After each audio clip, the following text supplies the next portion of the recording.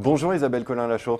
Bonjour. Vous êtes professeure à l'université Lille 2 et je vous reçois à l'occasion de la sortie de l'ouvrage que vous avez coordonné intitulé Repenser le commerce vers une perspective socio-culturelle de la distribution aux éditions EMS. Alors dans cet ouvrage, vous esquissez plusieurs scénarios sur ce que pourrait être la distribution alimentaire en 2025. On va commencer par le constat. Alors d'abord, selon vous, cette perspective socio-culturelle n'est pas assez prise en compte aujourd'hui par les distributeurs.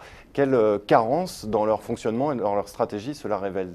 Alors, en fin de compte, les distributeurs, je dirais, sont aujourd'hui, effectivement, on le sait tous, confrontés à de multiples mutations, tant technologiques que sociales et économiques, et donc sont tous à la recherche de nouvelles sources de création de valeur pour eux-mêmes et pour le consommateur.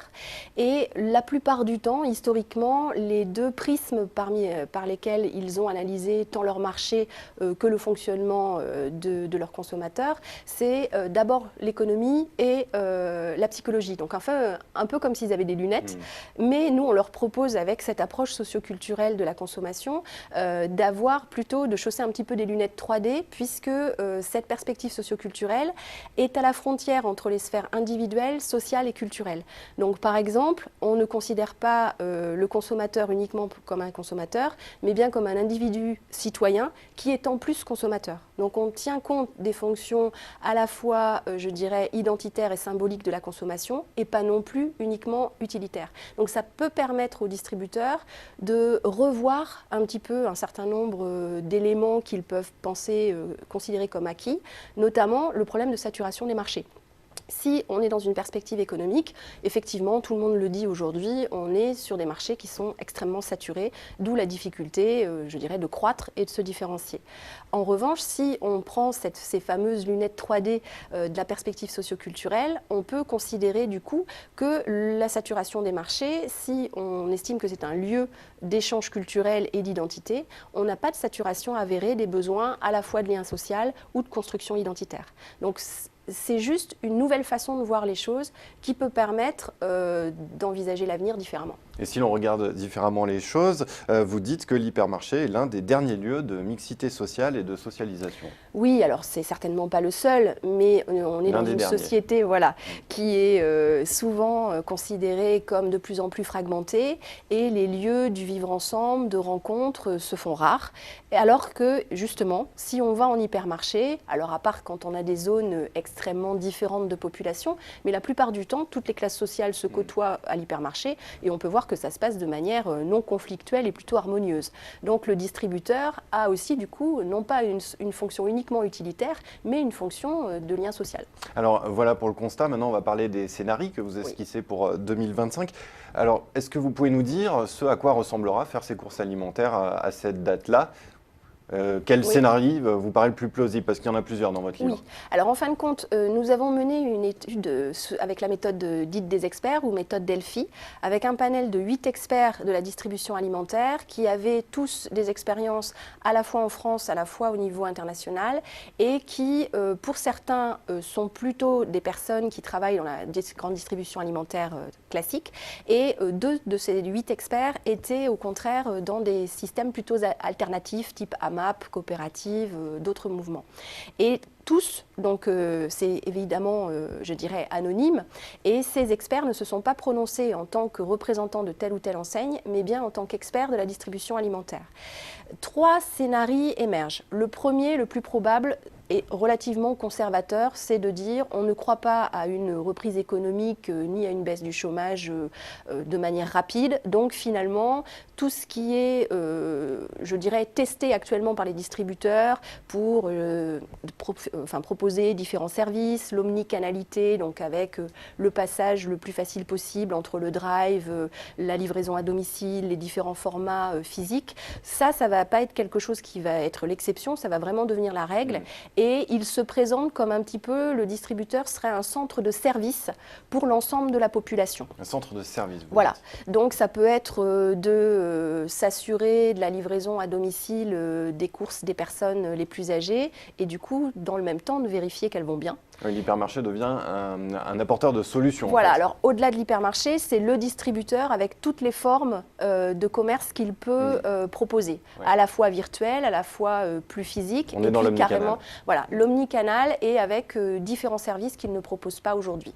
Ça, c'est le scénario, je dirais, le plus classique. Après, on leur a dit, mais est-ce que s'il y avait deux éléments qui pourraient être, je dirais, des ondes de choc, quels seraient-ils? Donc la première, ce serait une crise sanitaire relativement importante.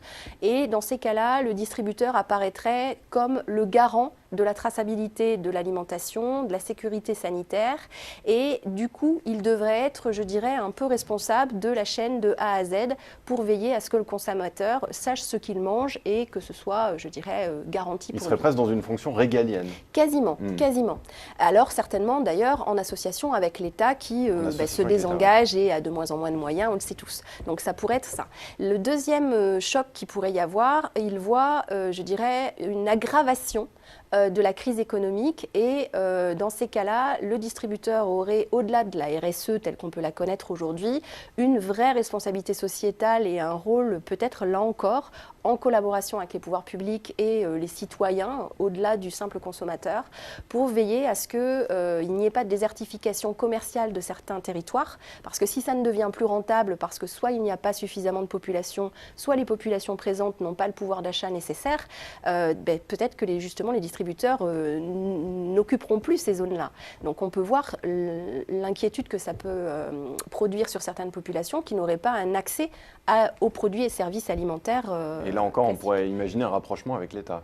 Alors soit un rapprochement, soit des partenariats aussi avec les associations, avec l'ensemble des pouvoirs publics et des parties prenantes. L'idée, c'est vraiment que le distributeur pourrait avoir un rôle qui ne serait ni, je dirais, celui d'avoir du pouvoir par rapport aux consommateurs ou du pouvoir par rapport aux producteurs, mais l'idée d'être, je dirais, un partenaire pour toutes les autres parties prenantes. Alors justement, vous avez prononcé le mot de partenaire. Vous dites dans la conclusion de votre ouvrage que partenariat et compétences apparaissent comme les deux maîtres mots de la nouvelle distribution. Alors pourquoi ? Alors finalement, après les 15 chapitres de cet ouvrage qui sont très très différents et donnent des éclairages variés, les deux mots qui sont apparus comme étant révélateurs des discussions et des recherches qui avaient été faites, c'était partenariat et compétences. Alors partenariat, comme je viens un petit peu de le dire, l'idée c'est que c'est un peu terminé pour n'importe quelle, je dirais, organisation aujourd'hui, d'avoir des relations descendantes vis-à-vis de ses publics. On est dans l'horizontalité. On est dans l'horizontalité. Donc en fin de compte, il faut vraiment être dans l'idée qu'on a affaire à des pairs, à des partenaires qui sont au moins aussi compétents que nous et que finalement, c'est par un partage des valeurs, à la fois valeurs morales et citoyennes, mais aussi par un partage de la création de valeurs financières et par la coproduction avec le producteur, mais aussi avec le consommateur. Et tout cela, je dirais, fait qu'il y a une nouvelle donne en termes de compétences et que le vendeur ne peut plus être celui qu'on a aujourd'hui, parce qu'aujourd'hui, il a une asymétrie de pouvoir par rapport au consommateur. Oui, en fait, vous êtes en train de dire que les task force, en quelque sorte, dans les hypermarchés, vont se redéployer des caisses au rayon avec des vendeurs spécialisés, avec des vendeurs au métier revalorisés. C'est une éventualité, mais en tout cas, c'est souhaitable parce que aujourd'hui, le consommateur ne fréquentera le magasin physique que s'il y trouve autre chose qu'il a... que ce qu'il trouve sur Internet. Que ce qu'il trouve sur Internet. Et ce qui est différent, c'est effectivement le lien social entre les clients et lien social avec le personnel de contact. Donc effectivement, on digitalise de plus en plus le point de vente, mais ça ne peut pas être, je dirais, porté aux extrêmes, parce que sinon le consommateur n'aura pas vraiment de raison de fréquenter les points de vente.